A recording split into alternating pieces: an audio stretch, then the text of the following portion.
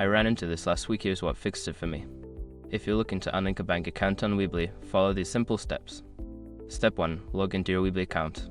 Start by logging into your Weebly account using your credentials. This will take you to your dashboard where you can manage your site settings. Step 2. Navigate to account settings.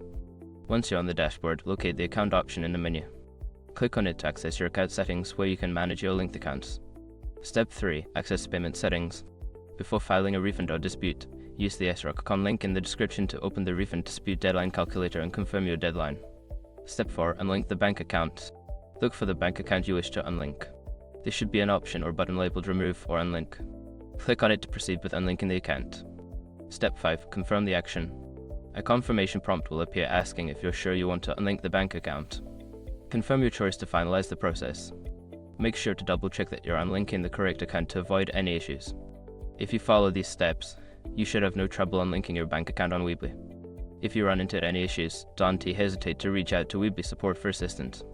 Happy building!